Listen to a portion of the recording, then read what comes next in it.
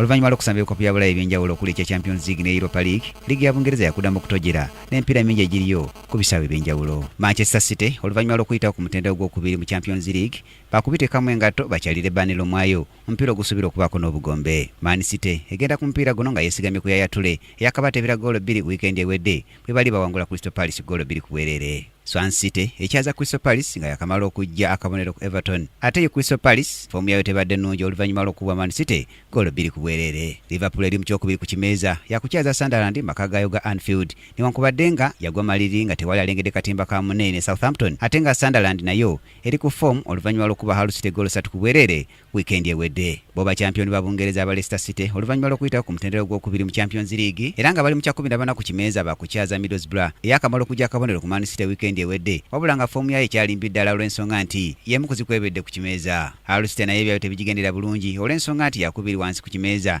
n'obubonero 8 nga ku wiikendi yakukyaza West Bromwich Albion eri mu kyomwenda era nga yakafuntula Burnley goolo 4 ku bwereere ku wiikendi ewedde. Omupiira ogusiza okutunuulirwa ennyo gwe gwakyolisa abakulembeddemu ekimeeza n'obubonero 28 nga bakyaziza Tottenham Hotspur bwe batanyuma kambugu era nga bombi bava mu kibuga kye kimu. Spurs egenda mupiira guno bweri mu kifo kya 5 ku kimeeza oluvannyuma lw'okuba West Ham goolo 3 ku 2. Brian Katende munabyamizannyo, Kingdom TV amalindirire. This is Kingdom TV.